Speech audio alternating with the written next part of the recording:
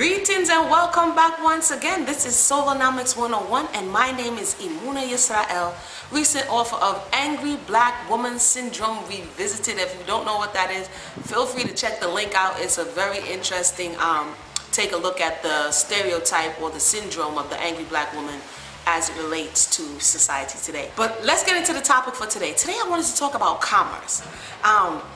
You know, there's an interesting quote out there that says, if you change the way you look at things, the way you look at things begin to change.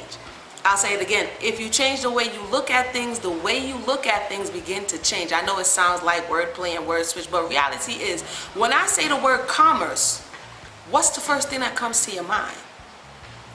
What if I said, even though you don't own a physical business or an online business or anything of that nature, you still participate in commerce every day? And I'm not talking about necessarily with money. When you look up the word commerce, the very first definition that you will find is not of goods and services or products and things of that nature. The first definition is social intercourse, interchange of ideas, opinions, or sentiments. So in reality, you're watching this video, we are engaging in commerce. That sounds wild. You don't believe me? Pick up your dictionary and check it out. When you have a conversation with people, you are engaging in commerce because you are exchanging ideas, sentiments, and opinions. Now, that's interesting. I'm going to let that simmer for about 2 seconds. Yeah, simmer. Now, if you go into interaction with people and you come out feeling broke emotionally, yeah, you just had a bad business with someone. You understand what I'm saying? If you come out like, that person is messed up, that was a social exchange or intercourse of ideas, feelings, and sentiments, and that person is bad business. We say this in kind of a euphemistic kind of way, in a way in which we jest and speak, but in reality, this is also one of the working definitions of the word. So what does that have to do with you and I? If our ideas, sentiments, and opinions are commerce, then we should be making sure that our ideas, sentiments, and opinions are good. Now, for instance, if you go to certain stores and you keep buying their clothes, as soon as you buy it, rip up, it's not good, it's cheap, what's going to happen? Either you're going to say, it's not worth it, I'm not going to go to that store because they don't have good products. The reason why certain people excel, and I'm not talking about races and things of that nature, I'm just talking about person-to-person interaction. I'm talking about in your family. I'm talking about, necessarily on your job. I'll get into resources in a minute, but as we relate to commerce, I'm just talking about if you walked up to somebody sitting on a bench, either you're going to have a good conversation or a bad conversation. Either you're going to have something to take away, or you're just going to feel like somebody took away something from you. So this is for me, the base level as it relates to human beings. One to another. Yeah. So every time we interact with one another, remember, you are engaging in commerce. I know you have been taught that money has to be there, product has to be there, but the exchange indicates that there is commerce. Now, that third definition of commerce, the second definition of commerce is the exchange or buying or selling of commodities on a large scale involving transportation from place to place. That's the definition we're kind of used to. Yes, so basically, that third definition, let that be homework. Go check out what that is, because some people engage in a whole lot of commerce on that third definition and end up real broke. But as we continue on, I'm talking about business today and commerce. And again, if we change the way we look at things, the way we look at things begin to change.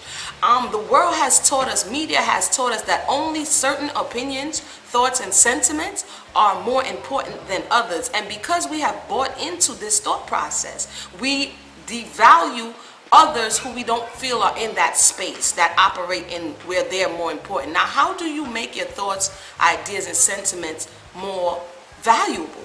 You are the one who is responsible for that. Not when somebody comes along and says, hey, I'm going to put your value on you. You have to put your own value on your thoughts, ideas, and sentiments. And not in a narcissistic type of way like, I'm the bomb and just because I said it, that's what it be. No, you're going to want to make sure that you are substantiating your thoughts, ideas, and opinion on something that is factual. You know what I'm saying? Or these not things that you just make up, you know, I had a dream and then you just jump up. You have to take a look and you have to begin to educate yourself, not for the purposes of merely working as a cog in the system, but educate yourself so that you will become a more well-rounded person. Have conversation or engage in intellectual, how you doing? Intellectual commerce one to another. Intellectual commerce. Think about it. All right, let's go on.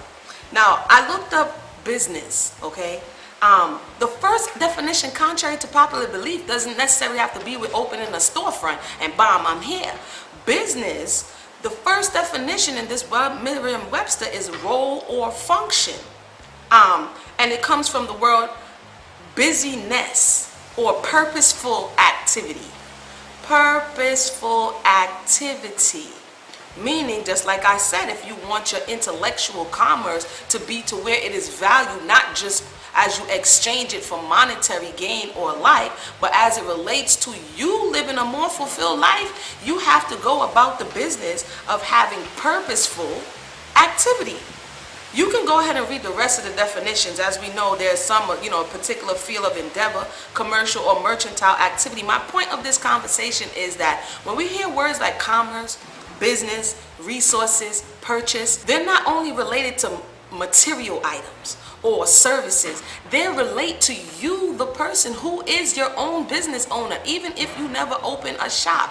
And how you feel at the end of your day determines if you had a good business day or a bad business day. So let's talk about business. You ever heard somebody say, man, that's none of your business? When they say that, does that mean you're actually doing you know, business where you bought something or sold something tangible from them? No, they're talking about this purposeful activity that I'm engaging, my intellectual ideas, opinions, and sentiments is none of your concern. That's none of your business. So we use it in conversation, not realizing that we are the most valuable resource as it relates. Now, I'm going to go over to resource now. Resources is an interesting word.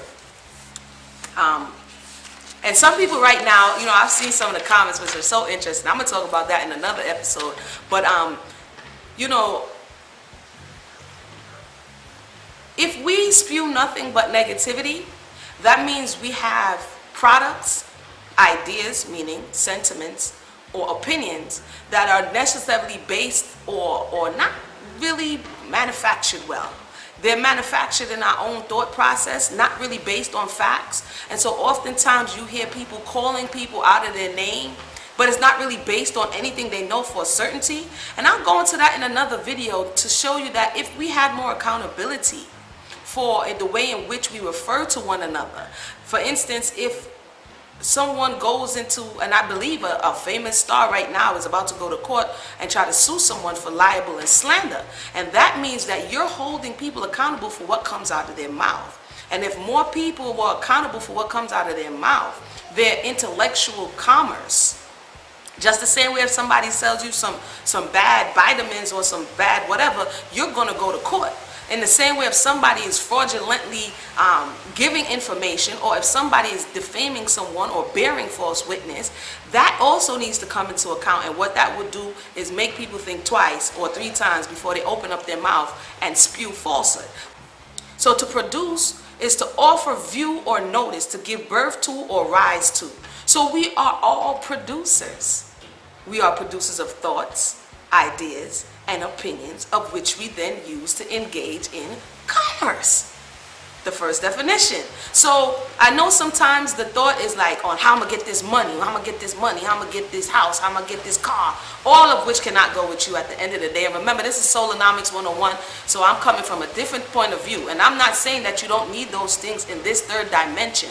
What I am saying is, if at the end of the day, in layman's term, you're just like a terrible person, or at the end of the day, you don't manage your interpersonal relationships very well, then you won't be that wealthy. You won't be that rich. You have to hire people, if you even have the money, to take care of you, because people will not be compelled out of love because you didn't invest in that area. So basically, we are all producers. My question to you today is, what in the world are you producing? You understand what I'm saying? Are you producing hate? Are you producing love? Are you producing jealousy? Are you producing envy? Are you producing idiocy? Are you producing ignorance? Are you producing intellectual conversation and commerce? Or are you just making bad products with a whole lot of toxins and poisons in them, and you better not buy your children that stuff because it's filled with lead and might cause some issues? I'm saying that if we change the way we look at things, the way we look at things begin to change, and all terms have a physical type of way in which we can relate to them, and also a spiritual way in which we can relate to them. So I wanted to say, what am I saying? Words like merchant, produce, commerce, business, resources. There's one thing about the resources. Now check it out. Well, how does Emunah know what she's talking about? Maybe just Emunah is crazy. So let's just look at the world. Say you wanted to go into a big corporation, right? And you wanted them to hire you because you really needed a job. Not realizing that you were the resource. Not realizing that you were bringing the value to that company. So you go up in there, and where do you go? They say, hey man, take your resume to HR. Maybe I'm a little bit dated because now they just be like, send it on the email. But nonetheless, you send it to HR at bigcorporation.com. HR stands for what? Human resources. Human resources. You're very important. But if you don't know that, and you rent out your ideas, sentiments, labor, energy, to get what you perceive, what the world has taught us is more important, which is monetary gain, then you kind of may spend your whole life not realizing that you are the resource. And if you invest in you, the resource, by bettering your ideas, sentiments, and opinions, then you will have more power in which to have this exchange. Lastly, there's a thought out there that says if you do something for 10,000 hours, you will be considered a master in that field or in that subject. So mastery, if you look at 10,000 hours, I kind of tried to do the breakdown, that equals to 416.6 days.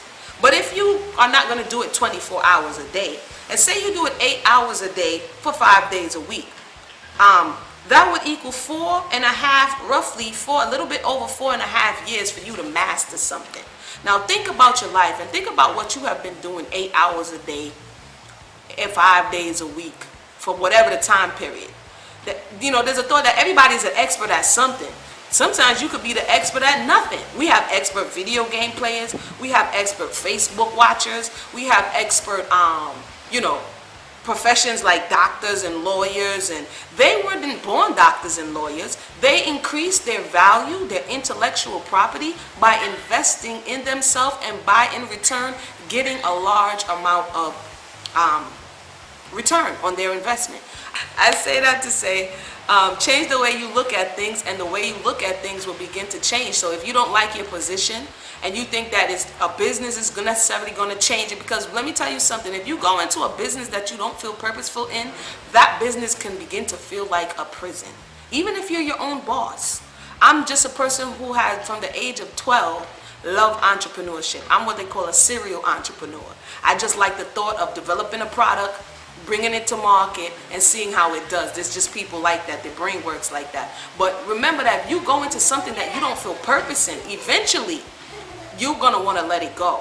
So spend the time in increasing your intellectual commerce, your spiritual commerce, your commerce as it relates to you as a being, so that you can live a more fulfilled life. So until next time, my name is Emunah Yisrael. As the baby creeps up on me right about now, I'm a real mommy, see?